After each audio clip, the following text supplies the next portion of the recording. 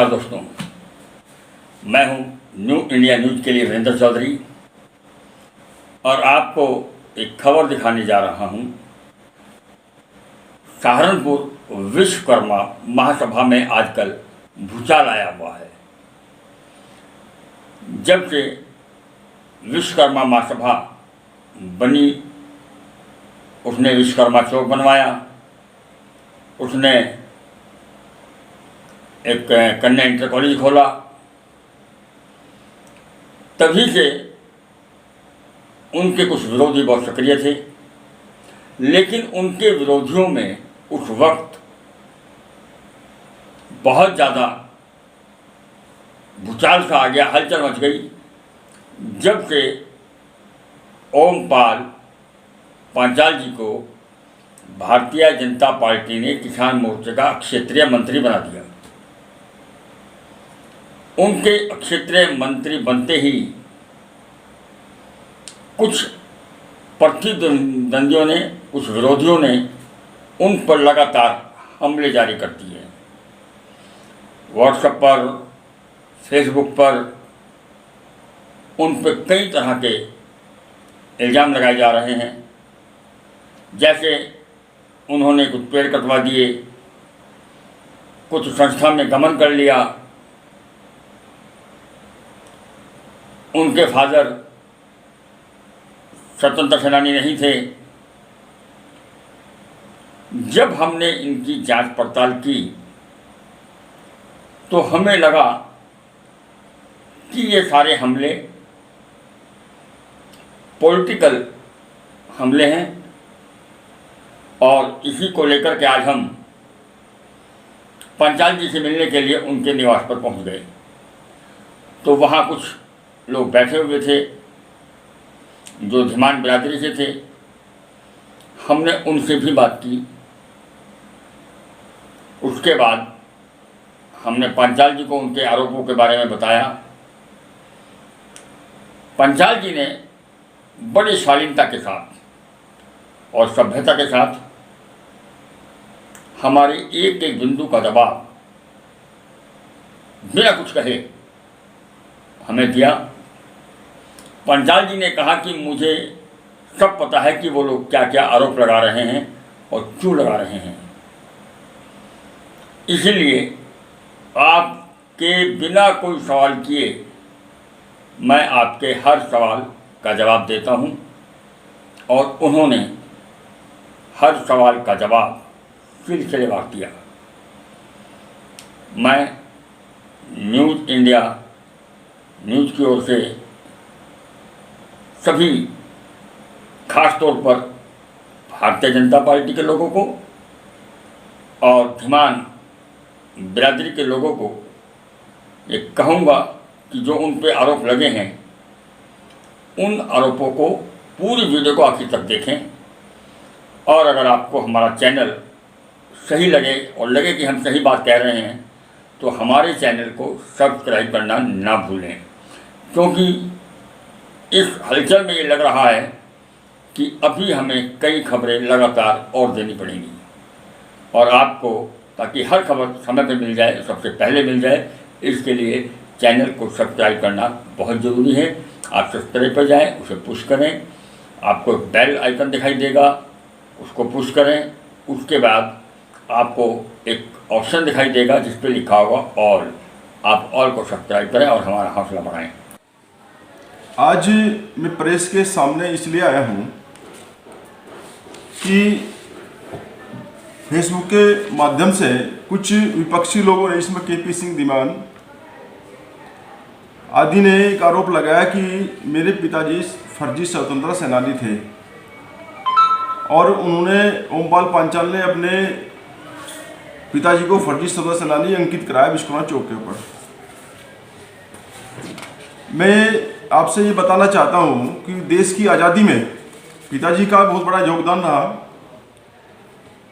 उस योगदान के साक्षी उनके सभी साथी जो स्वतंत्रता सेनानी रहे, वो लोग रहे। और मैं ये दस्तावेज आपके सम्मुख में पेश करना चाहता हूँ, जिसमें कुछ लोग ऐसे रहे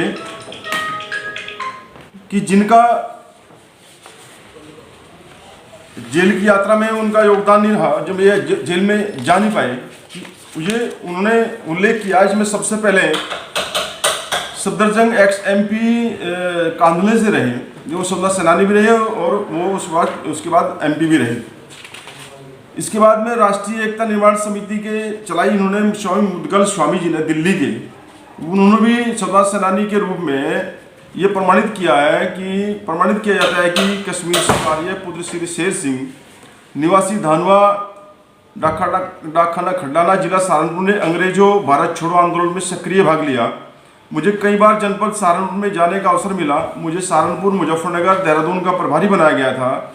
अंग्रेजों भारत छोड़ो आंदोलन की देखभाल पूर्णतः मेरे जिम्मे सौंपी गई थी। मेरे दोनों प्रमुख स्वतंत्रता सेनानी श्री शांति नारायण शर्मा PPO नंबर ये, श्री बुद्धि प्रकाश फरासी पेंशन नंबर देहरादून ने पूर्ण से संपर्क रहा, जो इस क्षेत्र में इस आंदोलन में सक्रिय थे।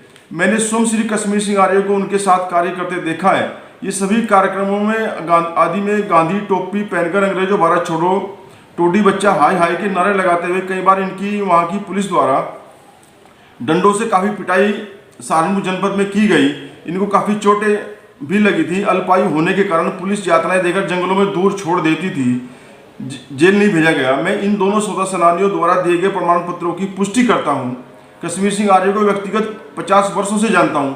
ये जो प्रमाणित किया है कि मुदगल स्वामी स्वतंत्रता सेनानी रहे, उन्होंने किया। सफदरजंग शफकतजंग कैराना से सांसद रहे, वो स्वतंत्रता सेनानी रहे, उन्होंने अपना ये सर्टिफिकेट दिया है। इसके बाद में ये जो स्वतंत्रता सेनानी रहे देहरादून से शांति नारायण शर्मा, उन्होंने प्रमाणित किया है कि कश्मीर सिंह आर्य शेर सिंह निवासी ग्राम धानवा पोस्ट खंडाना थाना तीतरो जिला सहारनपुर ने देश की आज़ादी में सक्रिय भाग लिया।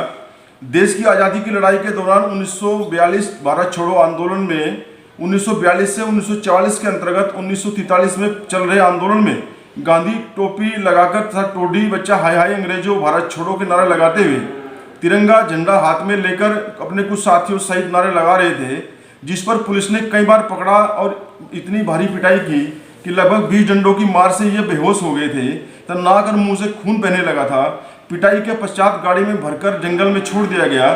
तब हम लोग ने इनको उठाकर लेके आए और आज़ादी के दीवाने भूमिगत रहते हुए भी कभी कभी इनके यहाँ जाते थे और इनके यहाँ भोजन वस्त्र आदि की व्यवस्था करते थे। आज़ादी के दीवानों की डाक भी पहुँचाया करते थे।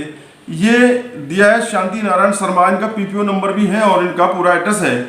ये शांति नारायण शर्मा स्वतंत्रता सेनानी रहे। इन्होंने कहा, इनकी पुष्टि बुद्धि प्रकाश फरासी जो स्वतंत्रता सेनानी रहे, इनकी बात की उसने पुष्टि की है। और इसके बाद में इनकी जांच हुई, इनके बयान की जो उन्होंने बयान दिया है वो कागज जो सबमिट किए गए स्वतंत्रता सेनानी के रूप में पिताजी कश्मीर सिंह आर्य जी ने, तो तहसीलदार के द्वारा इनकी बयान हुआ और ये बयान की पुष्टि भी की गई। ये तहसीलदार और नगर मजिस्ट्रेट देहरादून ने इसकी पुष्टि की है।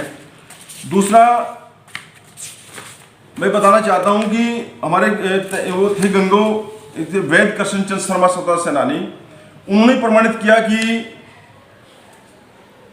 कि कश्मीर सिंह आर्य पुत्र शेर सिंह तहसील नकुल जिला सहारनपुर देश की आज़ादी में सक्रिय भाग लिया। उन दिनों आज़ादी की लड़ाई के दौरान 1942 भारत छोड़ो आंदोलन में 42 से 44 के अंतर्गत 1943 में चल रहे आंदोलन में अंग्रेजों भारत छोड़ो के नारे लगाते हुए तिरंगा हाथ में लेकर अपने साथियों से नारे लगा रहे थे। जो पुलिस ने कई बार पकड़ा, भारी पिटाई की, 20 डंडों की मार से बेहोश हो गए। इनके नाक में मुंह से खून बहने लगा।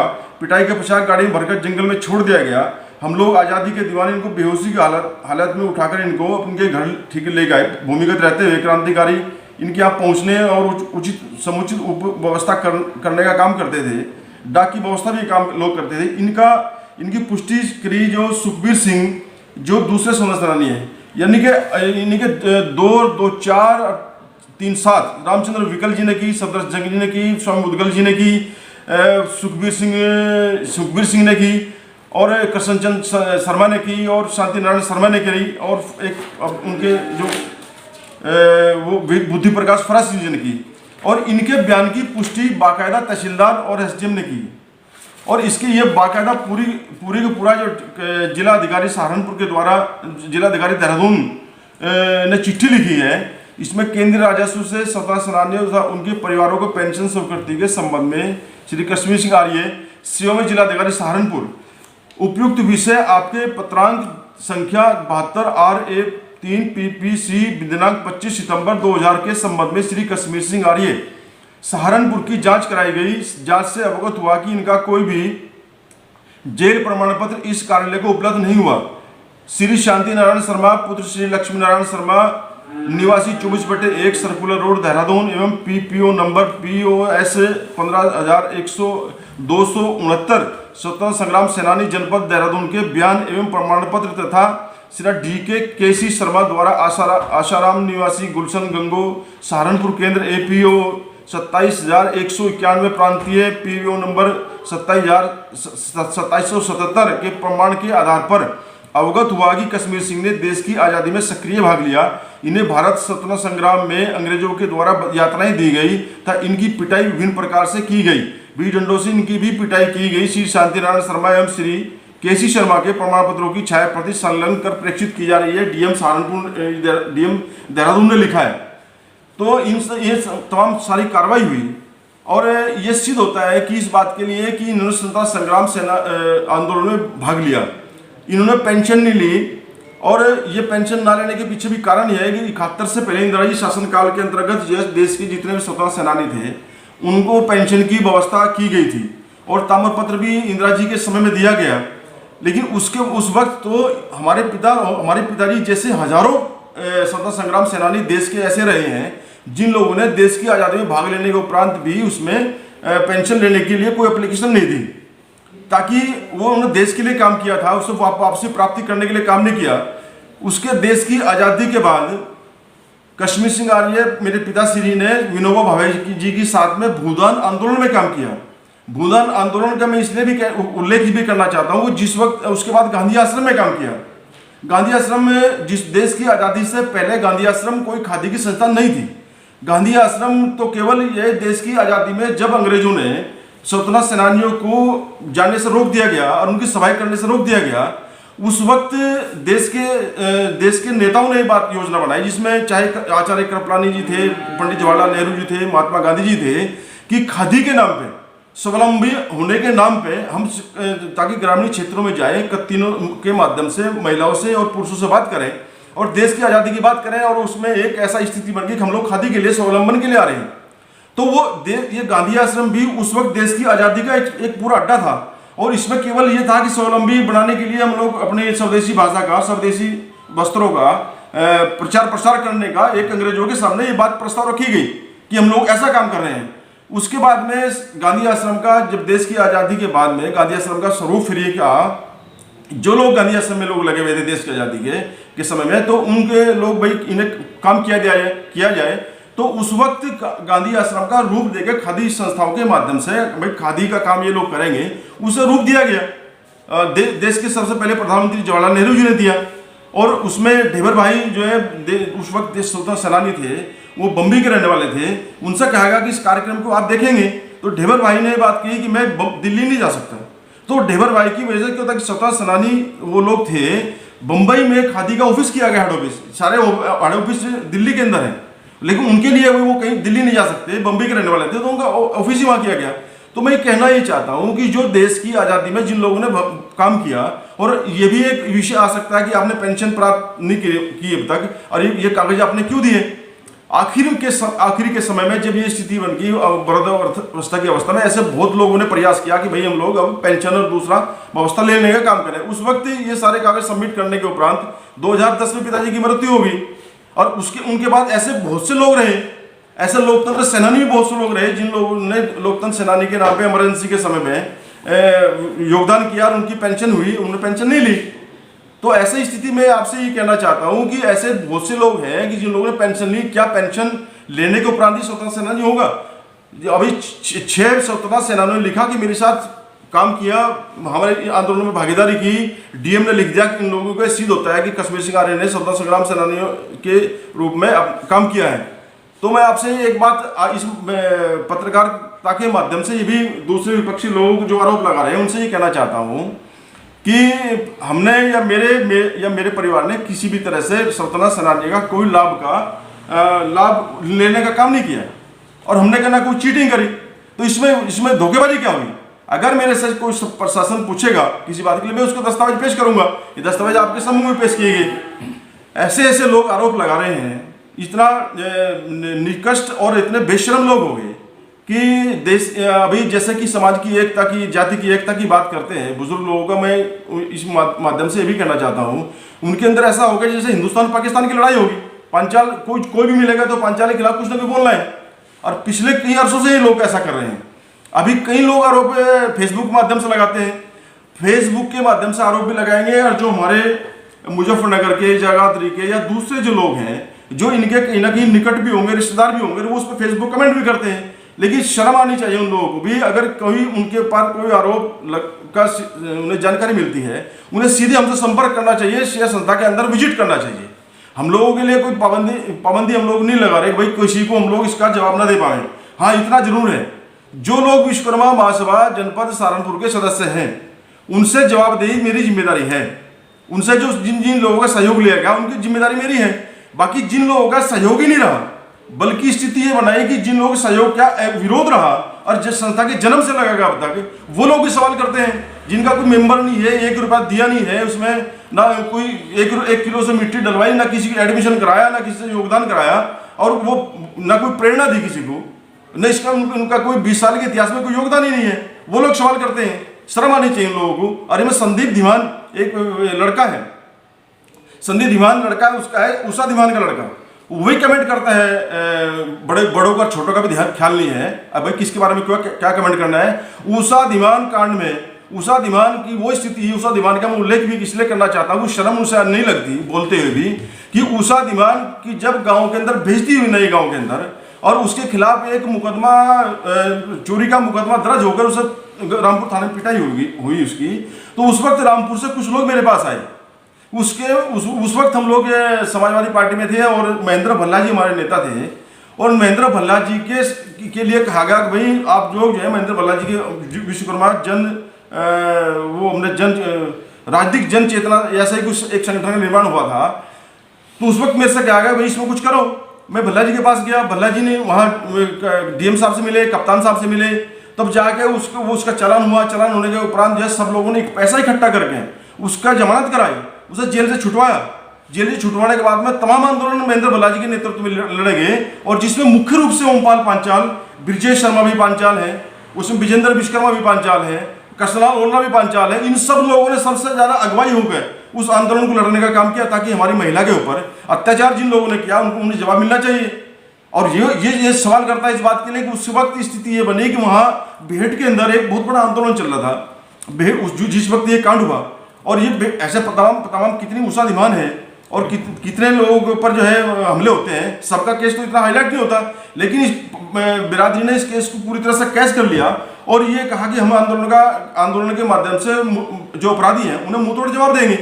वहाँ जो एक धरना दिया जा रहा था उसके खिलाफ, शराब के ठेके के खिलाफ, तो राष्ट्रीय टीम वहाँ थी पत्रकारों की।